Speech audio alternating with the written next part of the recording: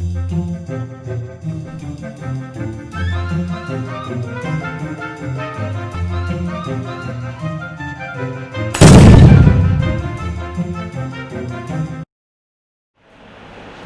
Students, आज हम शुरू कर रहे हैं कंट्रोलिंग मैनेजमेंट का लास्ट फंक्शन और पार्ट ए का हमारा ये लास्ट चैप्टर हो जाएगा। ठीक है, तो करते हैं कंट्रोलिंग शुरू। कंट्रोलिंग की शुरुआत उसके मीनिंग से करते हैं। What do we mean by controlling? Controlling को आप अपने एग्जामिनेशन के साथ जो है वो अच्छे तरीके से समझ सकते हैं। Controlling is a process of bringing actual result closer to desired result. और देखिए, दो रिजल्ट्स होते हैं, एक हमारे एक्चुअल और एक डिजायर्ड। पूरी प्रोसेस की एक्चुअल रिजल्ट को डिजायर्ड रिजल्ट के करीब ले आए, वो पूरी प्रोसेस का नाम कंट्रोलिंग है। सीबीएसई जो चाहता है कि 12th स्टैंडर्ड तक आपने कॉमर्स पढ़ी है तो ये सब चीज़ें आपको आ जानी चाहिए। उसी चीज़ को जज करने के लिए, उसी चीज़ को इंश्योर करने के लिए वहाँ पर एग्जामिनेशन रखे गए। अगर एग्जामिनेशन को हटा दें तो क्या हमारा जो पर्पज़ ऑफ एजुकेशन है, पूरा साल का जो आपका लर्निंग है, हम ये इंश्योर कर पाएंगे कि उसकी क्वालिटी और क्वांटिटी वैसी ही आई जैसे कि आनी चाहिए थी? तो यहाँ पर है वही कंट्रोलिंग की प्रोसेस है। और इसको आप उलट नहीं लिख सकते हो कि डिज़ायर्ड रिजल्ट को नहीं लेकर आना है। हमारा जो काम करना है, डिज़ायर्ड रिजल्ट ऑलरेडी डिसाइडेड हैं। प्लानिंग के काम में हम यही करते हैं, डिज़ायर्ड रिजल्ट सेट करते हैं where we want to get our organisation. वो डिज़ायर्ड है और एक्चुअल रिजल्ट उसके क्लोजर आ जाए, यही पूरी प्रोसेस जो है वो कंट्रोलिंग है। तो controlling is a whole process हो गई हमारी of bringing actual result closer to desired result. इसके बाद आती है कंट्रोलिंग की इम्पोर्टेंस। कंट्रोलिंग के में भी जहाँ जहाँ पर भी ये इंश्योर किया जा रहा है, सुपरवाइजर ये इंश्योर कर रहा है कि काम डिसाइडेड स्पीड से क्वालिटी क्वांटिटी को मेंटेन करते हुए चल रहा है कि नहीं, वो कंट्रोलिंग कर रहा है। जब भी इवैल्यूएशन किया जा रहा है कि जो भी काम हुआ वो किस तरीके का हुआ, क्या वैसा हो रहा है कि जिस तरीके का हम डिटरमाइन कर चुके हैं, वहाँ सब जगह कंट्रोलिंग चल रही है। अब ये देखिए, कंट्रोलिंग की जो पूरी प्रोसेस है इसकी इम्पोर्टेंस क्या रहती है। सबसे पहले कंट्रोलिंग हेल्प्स इन अचीविंग और accomplishing organisational goals. Organisation goals को अचीव करने के लिए देखिए, जब भी केस स्टडी में आ जाएगी ही आपकी मैनेजमेंट की जिम्मेदारी है रिजल्ट्स को अचीव कराना, तो उनको कौन सा फंक्शन करना चाहिए। रिजल्ट्स को डिसाइड कर दिया प्लानिंग में, ऑर्गेनाइजेशन के लिए उसके लिए सेटअप हो गया, स्टाफिंग में लोग आ गए, डायरेक्टिंग में इंस्ट्रक्शन हो गया। लेकिन रिजल्ट अचीव करने के लिए हमें ये इंश्योर करना पड़ेगा पूरी प्रोसेस से, ऑब्जेक्टिव मेजरमेंट करना है, एक्चुअल परफॉर्मेंस को डेविएशन निकालना है, करेक्टिव, कि हमारे गोल्स अचीव हो जाएं। तो it is totally result oriented process. तो यहाँ पर है अकम्प्लिशिंग ऑर्गेनाइजेशनल गोल्स। उसके बाद गोल्स अचीव नहीं होते तो दो चीज़ें हो सकती हैं, या तो हमारी परफॉर्मेंस गलत रही है, दूसरी चीज़ ये भी हो सकता है हमने स्टैंडर्ड्स जो हैं बहुत गलत डिसाइड किए हैं, बहुत ऊपर या नीचे हमने अपने स्टैंडर्ड डिसाइड कर लिए हैं जो ठीक नहीं थे। तो वो भी हमें पता चल जाएगा कि कहीं ऐसा ही तो नहीं है कि हमारे स्टैंडर्ड्स जो हैं वही एक्यूरेटली डिसाइड नहीं किए थे। तो एक्यूरेसी ऑफ स्टैंडर्ड कि हम प्लानिंग भी ठीक तरीके से, जब हमने सही परफॉर्म किया है उसके बाद भी रिजल्ट अचीव नहीं हो रहे हैं, इसका मतलब ये भी हो सकता है हमारे स्टैंडर्ड्स जो हैं वो ज़्यादा गलत डिसाइड करे गए थे। तो पहली चीज़ गोल्स अचीव करना, दूसरी जजिंग एक्यूरेसी ऑफ स्टैंडर्ड। तीसरी चीज़ है कंट्रोलिंग में हम ये इंश्योर करते हैं कि रिजल्ट्स हमारे अचीव हो जाएँ जो हमने डिजायर रखे हैं, और अगर वो नहीं हो रहे हैं तो यहाँ पर हमें सीधा सीधा देखना है कि कहीं ऐसा तो नहीं है किसी भी तरीके के रिसोर्सेज का, फिजिकल, फाइनेंशियल या ह्यूमन, उन रिसोर्सेज का इनएफिशिएंट यूटिलाइजेशन हो रहा है, उनकी वेस्टेज हो रही है, ओवरलैपिंग ऑफ एक्टिविटीज़ हो रही है, कहीं पर भी वेस्टफुल यूज़ है। तो हमें एफिशिएंसी लाने में हेल्प मिलेगी। जब हम कंट्रोलिंग करते हैं तभी हमें पता चल रहा है कि कहीं टाइम का, एफर्ट्स का, रिसोर्सेज का वेस्टेज तो नहीं है। तो तीसरी चीज़ है एम्प्लॉयज़ का मोटिवेशन। देखिए, मोटिवेशन हमने पढ़ा दो तरीके का होता है, पॉजिटिव मोटिवेशन और नेगेटिव मोटिवेशन। जब आपको स्कूल में अच्छा काम करने के लिए प्राइज़ मिले, आपकी पोजीशंस आई, रैंक आई, तारीफ हुई, पॉजिटिव मोटिवेशन। जब कभी डांट पड़ी, ठीक है, और पनिशमेंट मिली, वो सब किस में जाएगा, नेगेटिव मोटिवेशन। कंट्रोलिंग में दोनों एक साथ हैं, पॉजिटिव और नेगेटिव मोटिवेशन दोनों मिलता है। जब हमें पता है कि हमारा काम इवेल्युएट किया जाने वाला है, अगर आप एक अच्छे एम्प्लॉई हो तो आप इस चीज़ के लिए पॉजिटिव रहोगे कि मेरा अच्छा काम सबके सामने आएगा, आपकी जो है अप्रेजल होने वाली है। दूसरी चीज़ है, अगर आप इतने अच्छे वर्कर नहीं हो तो आपके लिए नेगेटिव मोटिवेशन का काम करेगा कि आपकी गलतियां ऐसा नहीं है कि किसी को पता ही नहीं चलेंगी। सो कंट्रोलिंग जो है वो एम्प्लॉयज़ का मोटिवेशन भी इम्प्रूव करती है। फिर है इंश्योरिंग ऑर्डर एंड डिसिप्लिन, चीज़ें ऑर्डरली मैनर में चल रही हैं कि नहीं, जहाँ जैसे चलनी चाहिए थी, discipline rules and regulation follow हो रहे हैं या नहीं हो रहे हैं, कंट्रोलिंग में हम ये भी इंश्योर कर पाएंगे। और एक चीज़ है फैसिलिटेट, जो है ये कंट्रोलिंग हमारी जो है हमें फैसिलिटेट करती है इन एक्शन। तो सिंपल चीज़ यहाँ पर आ जाएगी कंट्रोलिंग इन एक्शन। तो कंट्रोलिंग इन एक्शन है, यहाँ पर कहते हैं जितनी भी सारी एक्टिविटीज़ हैं और एफर्ट्स हैं जो किसी भी ऑर्गेनाइजेशन की हैं, वो प्री डिटरमाइंड कोर्स से चल रही है नहीं चल रही है, तो वो सारा का सारा एक्शन जो है उसको भी कंट्रोल जो है सुविधा देता है। कंट्रोलिंग के कारण हम ये इंश्योर करे जाते हैं कि जितनी भी एक्टिविटीज़, जितने भी काम हो रहे हैं वो सही तरीके से चलते रहें। तो अब ये हमारी जो है टोटल 6 हमारी इम्पोर्टेंस हो जाती हैं। तो कंट्रोलिंग क्यों ज़रूरी है, आप ये सोच लीजिए कि आपके काम को आपके पेरेंट्स क्यों कंट्रोल करने की कोशिश करते हैं कि कहाँ आप टाइम स्पेंड कर रहे हो, किस तरीके की चीज़ें पढ़ रहे हो, कितनी देर आप फ़ोन या मीडिया पर दे रहे हो। तो पहली चीज़ है ऑर्गेनाइजेशनल गोल अचीव करने को, उनका आपके लिए जो टारगेट है हम ये मान लें गोल्स अचीव करने के लिए, स्टैंडर्ड्स जो हैं वो एक्यूरेटली चेक करने के लिए, रिसोर्सेज का बेस्ट यूज़ करने के लिए, एम्प्लॉयज़ के मोटिवेशन के लिए, ऑर्डर और डिसिप्लिन इंश्योर करने के लिए, और कंट्रोलिंग एक्शन में बनी रहे उसको फैसिलिटेट करने के लिए भी ज़रूरी है। इसके बाद एक बहुत इंपॉर्टेंट टॉपिक है relationship between planning and controlling. देखिए प्लानिंग हमने पढ़ा था, planning is deciding in advance, पहले से डिसाइड कर लिया कि अचीव क्या करना है, और कंट्रोलिंग इंश्योर करता है अचीवमेंट्स ऑफ दोज प्लान। अब बात आती है कि हाउ दे आर रिलेटेड। पहली चीज़ ये समझिए, सबसे पहली कोट इसमें दी हुई है, प्लानिंग इज़ मीनिंगलेस, प्लानिंग का कोई मतलब ही नहीं होता if there is no controlling. आप कितनी भी प्लानिंग कर लो, आप सुबह उठ के ये करने वाले हो, एक्सरसाइज करोगे, घूमने जाओगे, साइकिलिंग के लिए जाओगे, प्लानिंग, लेकिन if there is no one to control, most of the time आपकी प्लानिंग जो है सिर्फ और सिर्फ प्लानिंग रह जाएंगी, वो रिजल्ट में कभी कन्वर्ट नहीं हो पाती। Planning is meaningless without controlling. अगर एक प्रॉपर कंट्रोलिंग नहीं है, चाहे वो सेल्फ चेक ही क्यों ना हो, तो प्लानिंग जो होती है वो मीनिंगलेस एक्सरसाइज है, उसका कोई मतलब ही नहीं है। ज़्यादातर प्लानिंग हम अपने चाहे गवर्नमेंट के लेवल पर देख लें कि प्लानिंग बनती हैं, लेकिन प्रॉपर कंट्रोलिंग अगर हम इंश्योर नहीं करते हो तो ज़्यादातर प्लानिंग जो है मीनिंगलेस एक्सरसाइज बनकर रह जाती हैं। तो प्लानिंग में सिर्फ डिसाइड किया, कंट्रोलिंग ये इंश्योर करेगा कि वो रिजल्ट अचीव हो भी जाए।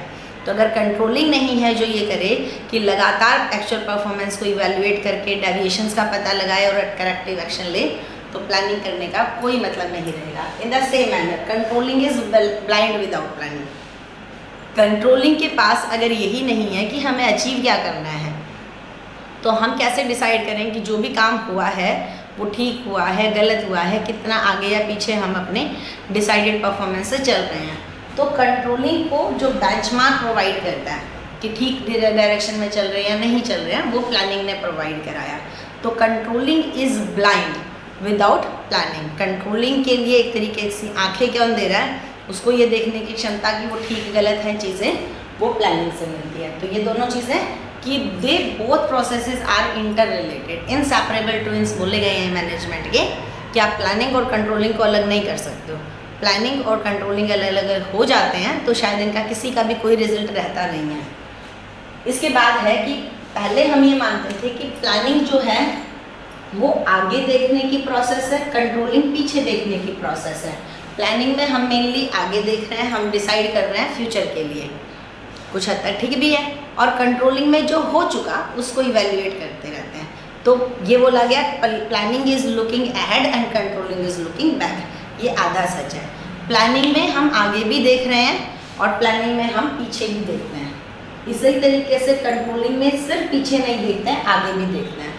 अब प्लानिंग में आगे देखते हैं जब हम फ्यूचर के लिए डिसाइड करते हैं, तो हम क्या देख रहे हैं, लुकिंग अहेड। लेकिन उसके साथ साथ जितने भी हमारे पास्ट एक्सपीरियंस होते हैं वही हमारे लिए बेस ऑफ प्लानिंग बनते हैं। हमारे लिए प्लानिंग करने का जो हमें बेस मिला है वो हमें हमारे पास्ट एक्सपीरियंसेस से ही मिलता है। तो प्लानिंग सिर्फ आगे नहीं देखती हैं, वो अपनी एजम्पशंस बिल्डअप करने के लिए पीछे भी देख रही है। तो प्लानिंग में दोनों चीज़ें हैं, लुकिंग अहेड भी और लुकिंग बैक भी। कंट्रोलिंग में हमें समझ में आता है जो हो चुका हम ये पता करते हैं कि वो एक्चुअल के डिसाइड के हिसाब से ठीक, डिसाइड के अकॉर्डिंगली चल रहा है कि नहीं चल रहा है, ठीक है। तो जब हम डेविएशंस निकाल रहे हैं तो सही है, डेविएशन मीन्स डिफरेंस निकाल रहे हैं तो हम ठीक है पीछे देख रहे हैं। लेकिन जब हम करेक्टिव एक्शन ले रहे हैं, जब हम फॉलो अप कर रहे हैं, वो कर रहे हैं फ्यूचर के अंदर कर रहे हैं, तो कंट्रोलिंग भी है, दोनों हो जाता है, बैकवर्ड लुकिंग भी और फॉरवर्ड लुकिंग भी। तो ये बिल्कुल सही है कि प्लानिंग और कंट्रोलिंग को अगर कहें कि आगे देख रहे हैं या सिर्फ पीछे देख रहे हैं, गलत है। कंट्रोलिंग और planning both backward looking as well as forward looking both, तो दोनों ही प्रोसेस में हम आगे और पीछे दोनों डायरेक्शन में देख रहे हैं। एक चीज़ बोली गई कि प्लानिंग इज प्रिस्क्रिप्टिव, प्लानिंग के अंदर हम थ्योरी एनालाइज करते हैं चीज़ों को, थिंकिंग करते हैं और फिर हम डिसाइड करते हैं, और प्रिस्क्राइब कोर्स ऑफ एक्शन कि किस तरीके से चीज़ें जानी चाहिए ये डिसाइड करते हैं। सो प्लानिंग इज प्रिस्क्रिप्टिव, हमने प्रिस्क्राइब किया फ्यूचर के लिए, and controlling is evaluative, evaluate करते हैं हम चीज़ें कि जो जा रहा है वो ठीक हुआ कि गलत हुआ। तो ये ठीक है, प्लानिंग प्रिस्क्राइब ज़्यादा कर रही है और कंट्रोलिंग इवेल्युएट कर रही है कि जो हुआ, जैसा हुआ, क्यों और कैसे हुआ, ठीक है। तो वो सब चीज़ें हो गई। तो ये हमारे रिलेशन हो गए प्लानिंग और कंट्रोलिंग में, कि दोनों बिल्कुल अलग होते हुए भी एक दूसरे से जुड़ी है। प्लानिंग एक्चुअल में कंट्रोलिंग का फर्स्ट स्टेप भी कह सकते हो, कि जहाँ हमने डिसाइड किया था वहाँ से कंट्रोलिंग आपकी शुरू हो जाती है, और कंट्रोलिंग जो है वो इंश्योर करती है कि प्लानिंग जो है वो एक मीनिंगफुल एक्टिविटी या प्रोसेस आपकी बने। तो ये हमारा हो गया इसका topic, relationship between planning and controlling.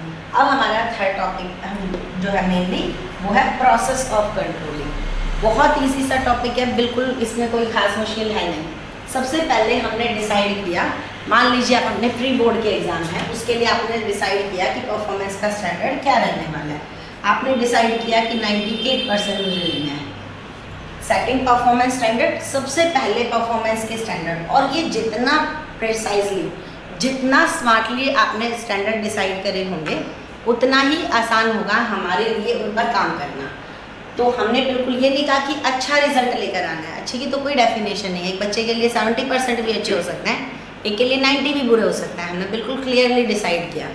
Standard के लिए हम एक चीज़ पढ़ते हैं, स्टैंडर्ड जो है वो हमारे स्मार्ट होने चाहिए। स्मार्ट मतलब सस्टेनेबल, मेजरेबल, सस्टेनेबल रोज रोज बदल ना रहे हों, मेजरेबल मापे जा सके, achievable yet challenging, reliable, tolerance limit और टाइम पीरियड, दोनों चीज़ें इसमें हों कि कब तक अचीव करने हैं। हमने अपने स्टैंडर्ड डिसाइड किए कि इसी बार लेने 98%। मेजरमेंट ऑफ एक्चुअल परफॉर्मेंस, फिर आपके प्री बोर्ड के रिजल्ट आते हैं, आप देखते हो कि आपकी जो भी एक्चुअल रिजल्ट आए वो क्या थे, आपने मेजर किए। मान लीजिए क्या हो सकता है, हो सकता है 98% आ जाए, हो सकता है 99% आ जाए, ये भी हो सकता है 95% आ जाए, इतना है। और ये भी हो सकता है कि हम और कम कर लेते हैं 80% आए। देखिए अबव आ गए, थोड़ा बहुत अबव आ गए तो वो तो अच्छी बात है, कोई खास एक्शन नहीं लेना। लेकिन अगर बहुत ज़्यादा ऊपर चले जाए, जो बच्चे के पास होने की उम्मीद नहीं और वो टॉप कर जाए क्लास में, वहाँ पर भी देख लेना चाहिए कि स्टैंडर्ड गलत हुआ है या कुछ और गलत हो गया है ना। तो वो बिहार वाला केस हो गया कि टॉप कर गए, तभी तो पता चला कि इतना ज़्यादा डेविएशन कैसे आ सकता है। तो ये चीज़ है, 95%, 98% हमारा टारगेट था। पॉजिटिव है तो नॉर्मली अगर थोड़ा बहुत पॉजिटिव आ गया तो कोई एक्शन नहीं है उसके, ठीक है। 98% आ गया तो बहुत बढ़िया है, हमारे रिजल्ट अचीव हो गए। 95 हो सकता है विद इन टॉलरेंस लिमिट आया हो, और 80 चला गया तो ये काफ़ी गलत रिजल्ट हो गया हमारे लिए, ठीक है। तो हमने जो भी जैसा भी रिजल्ट आया अपना सिर्फ हमने यहाँ किया, मेज़र किया। उसके बाद हमने कंपेयर किया, इससे कंपैरिजन करके ये निकाला कि पॉजिटिव है, नेगेटिव है या नो डेविएशन है। कंपैरिजन किया हमने यहाँ पर एक्चुअल और स्टैंडर्ड को साइड बाय साइड रख के, comparison of actual performance with standard. फिर हम यहाँ पर डेविएशन को एनालाइज कर रहे हैं। डेविएशन को एनालाइज करने के काम पर हमें बहुत ध्यान से काम करना है। वहाँ पर हमारी 2 टेक्निक है जिस पर बहुत सारी केस स्टडी बनी है, मैनेजमेंट बाय एक्सेप्शन और क्रिटिकल कंट्रोल पॉइंट। ये हमारी जो दोनों कंसेप्ट हैं कंट्रोलिंग में, ये हमारी आती हैं इसमें मेनली एनालाइजिंग डेविएशन में। हमने डेविएशन एनालाइज किए कि जो ये पॉजिटिव, नेगेटिव या कैसे भी डेविएशन आए, देखिए अगर हमारे डेविएशन पॉजिटिव आते हैं तो मोस्ट प्रोबेबली, अगर वो बहुत सरप्राइजिंग नहीं है, ज़रूरत से ज़्यादा सरप्राइजिंग नहीं है, तो कोई एक्शन नहीं आता। रिजल्ट अचीव हो गए पूरे एज इट इज़, तभी भी कोई एक्शन नहीं है। विद इन टॉलरेंस लिमिट आ गए, 98% कहा था, 97 आ गए, 6 आ गए, चल गए, कोई दिक्कत नहीं है। लेकिन अगर सीधा जो बच्चा 98 कर रहा है उसके 80% रिजल्ट आ रहा है, तो डेविएशन को एनालाइज करने की ज़रूरत है। अब ये एनालिसिस ऑफ डेविएशन जो है ये क्या है, आपको डेविएशंस को समझना है कि इसके पीछे क्या रीज़न काम कर रही है। और इसमें हम 2 टेक्निक यूज़ करते हैं, एक तो है क्रिटिकल पॉइंट कंट्रोल, एक है management by exception. Critical point control ये सिंपल इस एजम्पशन पर बेसिस है कि each and every activity can not be control. आपकी हर एक्टिविटी जो है वो कंट्रोल नहीं की जा सकती, हर काम कंट्रोल नहीं होगा। अगर हम ये कहें ऑर्गेनाइजेशन के अंदर, ये इवन आपके घर में भी, आपके उठने बैठने से हर चीज़ के ऊपर अगर टोका टाकी होती है, ऐसे क्यों बैठे हो, इस तरीके से क्यों लेटे हो, ऐसे क्यों नहीं पढ़ रहे हो, कितनी देर बाहर क्यों गए थे, हर छोटी छोटी चीज़ मिनट टू मिनट डिटेल्स को अगर कंट्रोल करने की कोशिश करी जाएगी, कुछ भी कंट्रोल नहीं कर पाएंगे। तो यहाँ पर ये चीज़ है, each and every activity can not be control. हमें फिर यहाँ पर ये पहचाना है, neither it is possible nor it is necessary to control each and everything. तो हमें क्या करना है, सिर्फ key result area, KRA, key result areas पहचानने हैं और उन्हीं को कंट्रोल करना है। एक ऑर्गेनाइजेशन के अंदर कुछ की रिजल्ट एरिया होते हैं, अगर उनमें थोड़ा सा भी डेविएशन है तो हमें कंट्रोल करने की ज़रूरत है। हर छोटी बड़ी चीज़ को कंट्रोल करने की कोई ज़रूरत होती ही नहीं है। एक ऑर्गेनाइजेशन के अंदर मान लीजिए मैनेजर है, उसके पास 20 बिल्स आते हैं और नियर अबाउट 20 बिल्स में से एक फ़ोन का बिल है जो एक्सपेक्टेशन से थोड़ा ऊपर आया हुआ है। उसके बाद फिर उन्होंने देखा टेलीफोन बिल है, वो भी उनका ठीक नहीं, टेलीफोन बिल है, इलेक्ट्रिसिटी बिल है, वाटर सप्लाई का बिल आ गया है, AC वगैरह के मेंटेनेंस के चार्जेस के बिल पड़े हैं। दूसरी तरफ उनके पास ऑर्डर्स पड़े हैं और वो देखते हैं कि जो सेल्स के ऑर्डर हैं वो जो है सेल्स ऑर्डर उसमें कमी आ रही है, या उन्होंने जो परचेज़ है उस मटेरियल की कॉस्ट बढ़ी हुई है। अब देखने की ज़रूरत है। देखिए, पानी, बिजली, इलेक्ट्रिसिटी वगैरह इन सब के बिल में अगर थोड़ा बहुत ऊपर नीचे आ भी रहा है, ये इतनी बड़ी चीज़ नहीं है कि पूरे ऑर्गेनाइजेशन के रिजल्ट पर बड़ा इफेक्ट पड़ेगा। लेकिन सेल में, परचेज़ में, इन सब चीज़ों में थोड़ा सा डेविएशन भी ऑर्गेनाइजेशन के लिए काफ़ी बड़ा इम्पैक्ट लेकर आएगा। तो की रिजल्ट एरियाज वो पॉइंट्स होते हैं जिनके डेविएशन पूरे ऑर्गेनाइजेशन पर काफ़ी बड़ा इम्पैक्ट डालता है। आप सिंपल सी चीज़ समझिए, आप एयरपोर्ट पे जाते हो तो आपकी कुछ ही पॉइंट्स पर चेकिंग हो रही है, आप मिनट टू मिनट हर जगह हर स्टेप के ऊपर तो चेकिंग नहीं हो सकती ना, और ना ये ज़रूरी है। जहाँ मेन की रिजल्ट एरिया है कि कोई आएगा, वहाँ पर अगर आपकी चेकिंग इंश्योर हो जाए तो सिक्योरिटी अच्छी मानी जाएगी। वही चीज़ है की रिजल्ट एरिया में हमें ये आइडेंटिफाई करना है मेन एंट्री चेक पॉइंट कौन कौन से हैं, जहाँ पर अगर किसी तरीके की डेविएशन आ गई, गलती हो गई, तो पूरे ऑर्गेनाइजेशन में गड़बड़ हो सकती है। तो हमें यहाँ पर जब एनालाइज करना है तो हमें की रिजल्ट एरिया को मेनली फोकस करना है कि 80% आ गए, चलो ठीक है, लेकिन ये देखो अगर की सब्जेक्ट्स में हमारे अच्छे नंबर आए हैं, थ्योरी में अच्छा आए हैं, प्रैक्टिकल में किसी वजह से कम रह गए हैं, या हमारे जो एडिशनल सब्जेक्ट हैं या म्यूज़िक वगैरह इस तरीके के हम जो इतने ज़्यादा कोर सब्जेक्ट तो बिल्कुल भी नहीं है वो, उनमें कम आए हैं, तो हमें देखना है कि यहाँ मेहनत कर सकते हैं, उसमें इतनी टेंशन लेने की बात नहीं है। तो ये चीज़ हमारी आ जाएगी एनालाइजिंग डेविएशंस की बात में। हम सिर्फ ये देखते हैं कि डेविएशन को एनालाइज करने के लिए भी एक ये समझिए कि क्रिटिकल पॉइंट कंट्रोल, की रिजल्ट एरिया में डेविएशन कितने हैं। दूसरा है मैनेजमेंट बाय एक्सेप्शन, हर छोटा बड़ा चेंज जो है वो ठीक नहीं कराया जाएगा। यहाँ पर कहते हैं if a manager goes for controlling everything he will and up in controlling nothing. अगर सब कुछ कंट्रोल करने की कोशिश करेंगे तो कुछ भी कंट्रोल नहीं हो पाएगा। तो यही है मैनेजमेंट बाय एक्सेप्शनल, सिर्फ एक्सेप्शनल चेंजेस होंगे। सेल्स का टारगेट था आपका 1000 यूनिट का, उसके बाद है टारगेट जो है वो आपका अचीव हो रहा है और यहाँ पर सिर्फ 700 यूनिट जो है वो आपके टारगेट अचीव हुआ। अब ये जो है एक्सेप्शनल चेंज माना जाएगा। दूसरी तरफ है इसी तरीके से किसी और चीज़ में है, अगर हम सेल्स के टारगेट 1000 रखे हैं और यहाँ पर है सिर्फ इतनी सी बात है, तो एक्सेप्शनल चेंज है ही नहीं। तो यहाँ पर एक्सेप्शनल चेंज चाहे कहीं पर भी हो, चाहे इलेक्ट्रिसिटी के बिल ही 3 गुना आ गए हैं, वहाँ पर वो भी देखिए। मैनेजमेंट बाय एक्सेप्शन कहते हैं ओनली एक्सेप्शनल चेंजेस जो हैं दे शुड बी मैनेज। अगर छोटे मोटे डेविएशंस हैं तो आप टॉप लेवल मैनेजमेंट को बताते कब तक भी नहीं हो, लेकिन अगर कोई बड़ा चेंज है तो वो आपको रिपोर्ट करना पड़ेगा। तो मैनेजमेंट बाय एक्सेप्शन और क्रिटिकल पॉइंट कंट्रोल 2 चीज़ें जाती हैं, ये हमने करना है एनालाइजिंग डेविएशन पर। अब हो गया डेविएशन एनालाइज कर लिया, आपने देख लिया कि आपके नंबर क्यों कम है, किस सब्जेक्ट पर और मेहनत करने की ज़रूरत है, कौन से क्वेश्चंस आपके गलत हुए थे, जिन चैप्टर्स को रिवाइज करने की ज़रूरत है, ये सब हम करना है। टेकिंग करेक्टिव एक्शन, अभी तो बोर्ड के एग्जाम आने में मान लीजिए टाइम है, प्री बोर्ड के हमने करा था पहले। टेकिंग करेक्टिव एक्शन, देखिए करेक्टिव एक्शन 2 तरीके के हैं। अगर प्री बोर्ड का था तो हमारे पास प्री बोर्ड से बोर्ड तक का टाइम है, हम चीज़ों को ठीक कर सकते हैं। थोड़ा और प्रिसाइजली मेहनत करेंगे से अच्छी चीज़ों पर तो हो जाएगा रिजल्ट हमारा अचीव। दूसरी चीज़ है, अगर बोर्ड में ही हम देखें, बोर्ड के रिजल्ट किए थे, बोर्ड के रिजल्ट हमने डिसाइड किए थे, आ गए, ऐसे नहीं आए जैसे हमें चाहिए थे, अब क्या करेक्टिव एक्शन है? अब सिर्फ एक ही है, वो गलतियाँ आप कभी नेक्स्ट अपने एकेडमिक ईयर्स में जो हैं वो ना करो। आपके नेक्स्ट जो भी डिग्री होगी कम से कम वो गलतियाँ वहाँ कंटिन्यू ना हो, यही करेक्टिव एक्शन होता है।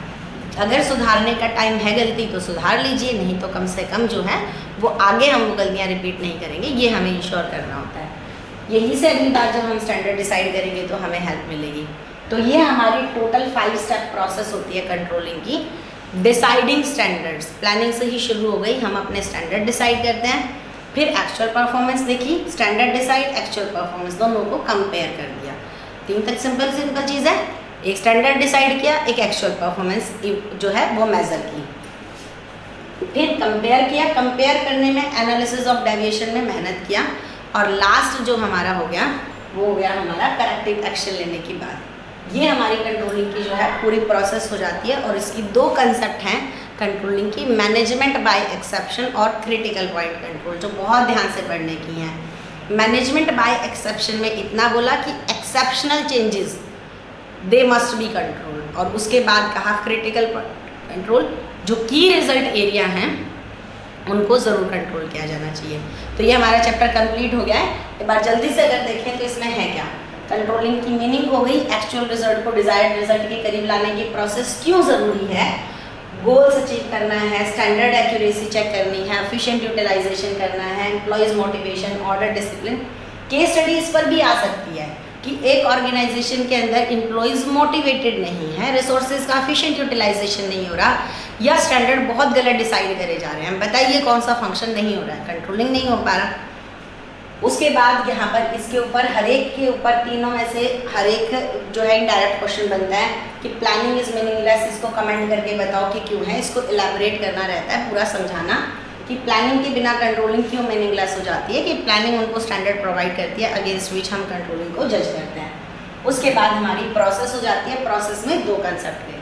तो ये हमारा हो गया आज का कंट्रोलिंग चैप्टर। अब हम नेक्स्ट कर रहे हैं कंट्रोलिंग की case study. First case study है identify the function of management discussed. ये तो आसान हो जाएगा क्योंकि आज हम करी कंट्रोलिंग की रहे हैं। नेक्स्ट क्वेश्चन इसका, state those steps in the process of function identified which are discussed in above paragraph. हमारी जो स्टेप्स हैं कंट्रोलिंग के प्रोसेस में वो 5 स्टेप हैं, हमें ये देखना है कि कौन कौन से स्टेप की बात हो रही है। AS Limited is large company engaged in assembly of air conditioner। तो यहाँ तो कुछ नहीं हमें पता चल रहा, कंपनी के बारे में पता चला है। Recently the company had conducted the time and motion study and concluded that as an average a worker can assemble 10 air conditioners in a day। तो उन्होंने टाइम और मोशन स्टडी करके ये पता लगाया कि स्टैंडर्ड लेवल ऑफ प्रोडक्शन क्या होना चाहिए हर एक वर्कर के लिए। ये फर्स्ट स्टेप हो गया, setting standard. The target volume of the company is in a day is of assembling is 1000 unit of air conditioner। Target हुआ। The company is providing attractive allowance to reduce labor turnover and absenteeism।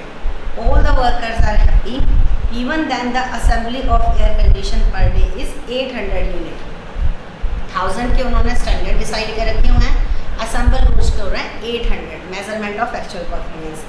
The reason the company compared actual performance of each worker and observed through CCTV that some of worker were busy in gossiping। उन्होंने क्या किया, सबसे पहले actual बनाया, वो standard जो है decide किए, एक्चुअल परफॉर्मेंस उनको कंपेयर किया, और यहाँ पर साथ साथ में उन्होंने डेविएशन को एनालाइज भी कर दिया कि डेविएशन हो क्यों रहे हैं। बस इन्होंने करेक्टिव एक्शन पर अभी कुछ नहीं किया, यहाँ तक कि केस स्टडी में कुछ नहीं आया। तो उन्होंने ना सिर्फ डेविएशन निकाले, उनको एनालाइज भी कर दिया सीसीटीवी की मदद से ये डेविएशन आ किस वजह से रहे हैं। सेकेंड केस स्टडी है identify the function of management and state the step in the process of function identified above. Honda cars India is facing A peculiar situation forcing the company to halt dispatches to dealers. Half the vehicle manufactured at its Greater Noida factory were detected with spot on its paint and were thus damaged. तो यहाँ पर इनके आ गए कि ये सीधी सीधी बात कर रहे हैं डेविएशंस की। On analyzing it was found that workers were not at fault. The spot caused were because of paint fumes from adjoining. तो यहाँ पर सिंपल शुरू हो रही है कि उन्होंने वहाँ पर डेविएशंस जो उनके कह रहे हैं कि half of the vehicle manufacture measuring actual performance हो गई, उसके बाद उन्होंने एनालाइज भी कर दिया कि किस वजह से आ रहे हैं। तो ये दो स्टेप्स जो हैं उसकी बात कर रहे हैं यहाँ पर। उसके बाद है third case study.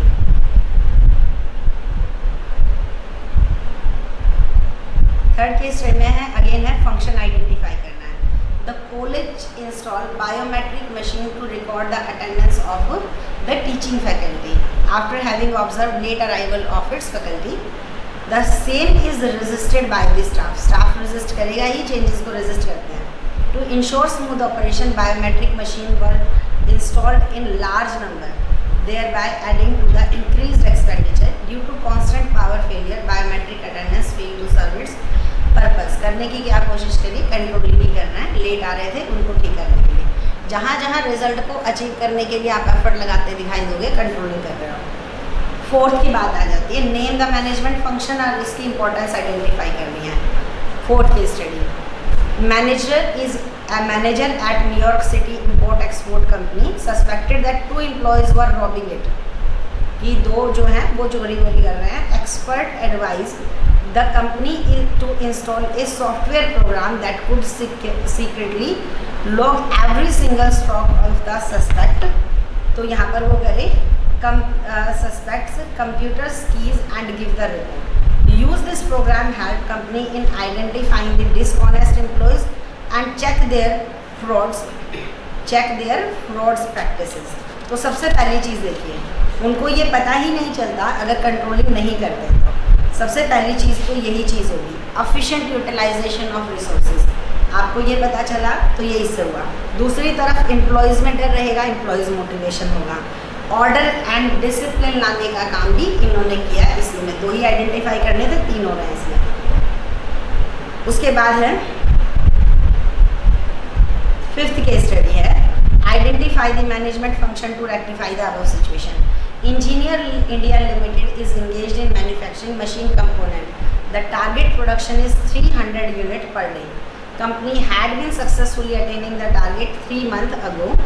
Over the last 3 months, it has been observed daily production varies between management function to rectify. Controlling की ज़रूरत है अगर रिजल्ट आपके अचीव नहीं हो रहे तो। ये तो बहुत सिंपल सी केस स्टडी है आज। 6th केस स्टडीज़ है it is related to which concept. देखिए कंसेप्ट जो हमारी कंट्रोलिंग में है वो 2 ही हैं। कौन कौन सी है, मैनेजमेंट बाय एक्सेप्शन और क्रिटिकल पॉइंट कंट्रोल। उसी में से आंसर आएगा। You are a manager in a car manufacturing company, it is reported that postal expenses have increase by 10% and cost of raw material is increase by 2%। Which of the 2 deviation is more critical to you. तो कह रहे हैं एक में 2% का deviation है और एक में 10% का। स्टिल हमारे लिए कौन सी है, रॉ मटेरियल वाली। सिंपल है, critical point control. Postal expenses 10% से बढ़ जाएंगे तब भी ऑर्गेनाइजेशन के ऊपर बड़ा इफेक्ट नहीं आएगा। रॉ मटेरियल के 2% बढ़ने से भी कॉस्ट जो है उस पर फ़र्क आएगा, फिर आपके प्राइस चेंज होंगे, फिर डिमांड में आएगा। तो पूरे ऑर्गेनाइजेशन की परफॉर्मेंस जिन चीज़ों से इम्पैक्ट हो वो होता है क्रिटिकल पॉइंट कंट्रोल। तो यहाँ पर वही टेक्निक हमारी जा रही है। उसके बाद हमारी रहेगी 7th केस स्टडी है। इसमें है guide the transport minister by explaining the process so that ministry is able to achieve the desired result. देखिए आप government wanted to implement odd even number policy from 1 Jan 2016 to control pollution level in Delhi state. The state government knew that they can bring this plan only with the support of it. Governor and the support of Delhi traffic police.